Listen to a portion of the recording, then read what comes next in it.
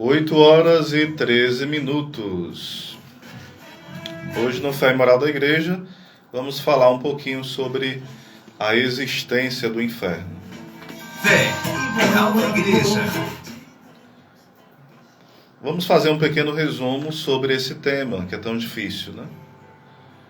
Uma das questões que a gente tem que deixar bem claro é que sim, o inferno existe. Quais as três coisas que nós temos certeza do inferno? Primeiro, que no inferno terá a pena do dano, ou seja, ninguém pode ver a Deus. Isso é chamado pena do dano. Por isso que a gente chama as pessoas de danada, né? É claro que a gente não fala porque pensa nisso. A gente fala por falar, e pessoas boas usam essa expressão, principalmente no Ceará. Danado, no nosso jeito de falar cearês, quer dizer um menino que bagunça muito, né? Essas coisas, né?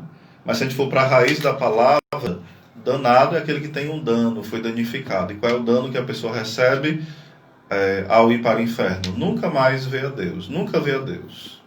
Então os demônios, os condenados nunca podem ver a Deus, nunca poderão ver a Deus. A outra coisa do inferno, que é algo certeiro, são as penas dos sentidos. As pessoas vão sofrer no seu corpo e na sua alma, depois do juízo final, quem for para o inferno, né? Então, por exemplo, vai ter um fogo, nós não sabemos como é esse fogo, mas é um fogo que queima o corpo e a alma eternamente. E lembrando, é um fogo real. Não é um fogo fictício, não, é real. E a outra questão do inferno é que ele é eterno. Algumas seitas ensinam que o inferno ele acaba. E, por exemplo, em determinado tempo a alma é destruída, a pessoa é aniquilada, então o inferno não é eterno. Isso é um ensinamento errado. A Igreja Católica nunca ensinou assim. Outra coisa, essas são as três coisas certas, né? E as outras coisas que os teólogos vão ensinando para nós, os bons teólogos, é que no inferno todo mundo se odeia. Quem está no inferno, ele deseja o inferno para todos. Por exemplo, a parábola de Lucas, capítulo 16, do rico e de Lázaro. Por que o rico Epulão, ele pede para Lázaro ir avisar aos familiares, aos irmãos dele, para que eles não possam ir para o inferno? É porque aquele rico estava com misericórdia, com compaixão dos irmãos? Não.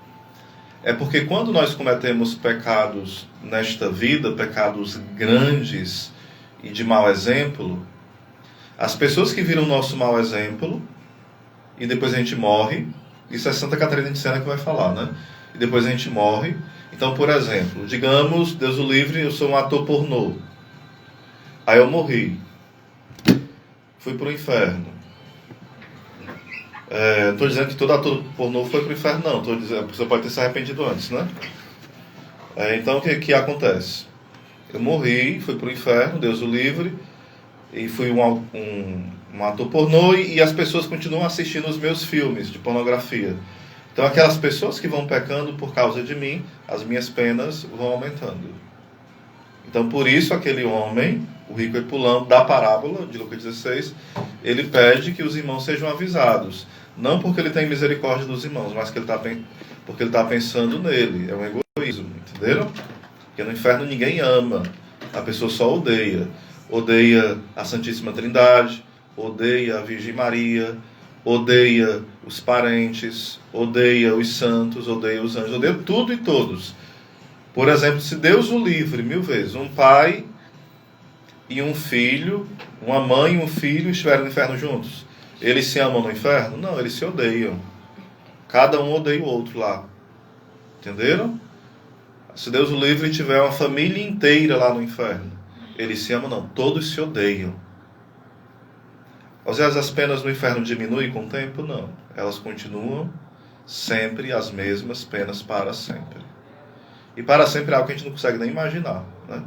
Porque, por exemplo, passou 1 bilhão de anos, só está começando o inferno. Passou 100 bilhões de anos, só está começando o inferno.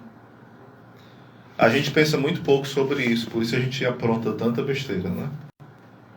Se a gente pensasse mais sobre o céu, sobre o purgatório, sobre o inferno, nós teríamos uma vida muito melhor. Não é para se desesperar, mas também não é para relaxar. Às vezes a gente não pensa nessas verdades eternas. Meus irmãos, imagina, eu estou em pecado mortal, um exemplo, né? Só dando um exemplo, eu não estou, né? Graças a Deus. Aí eu morro agora. Se eu morro em pecado mortal sem me arrepender, eu vou direto para o inferno. Não tem conversa fiada, entendeu? Não é um achismo, isso é doutrina católica. Oséias, mas... por exemplo, se a pessoa está em pecado mortal, ela tem uma contrição perfeita, um arrependimento profundo. Se ela tem uma contrição perfeita, aí pronto. Mesmo que ela não tenha conseguido se confessar, existe uma ação da misericórdia de Deus ali que ela vai para o purgatório, provavelmente, né? Entenderam? Então, ter esse cuidado. Porque muitas vezes a gente acaba achando que a contrição perfeita é muito difícil ou é muito fácil. Não. Tem como ter a contrição perfeita, exercitá-la, mas não é algo tão fácil, tão repentino, mas não é algo tão difícil. Mas toda a contrição perfeita que a gente tem, a gente deve sempre ter o propósito de confessar, porque se não tem, não é contrição perfeita. Então, resumindo, nós devemos pensar nessas penas do inferno. O que seriam as penas no sentido bem rápido? Penas no sentido são os nossos sentidos externos e os internos que vão sofrer eternamente. Exemplo, a gente vai ouvir um barulho eternamente, é a pena do ouvido. Imagine um cachorro latindo bem alto a eternidade inteira. Imagine uma criança gasguita chorando para sempre. Imagine um doente gemendo de grandes dores atrozes para sempre no seu ouvido. Certo? Imagine também aquela comida que você sente ânsia de vômito. E você no inferno com fome e ao mesmo tempo com ânsia de vômitos eternos. Imagine que o inferno é uma eterna escuridão. Mas você consegue ver as coisas feias, os demônios e as coisas feias do inferno. É um mistério, né? É a escuridão, mas você vê tudo que é feio. Ou seja, é a pena dos sentidos, no ouvido, no olho, no paladar. Ou seja, o cheiro, né? O mau cheiro é para sempre. Tudo é algo que a gente não consegue nem imaginar.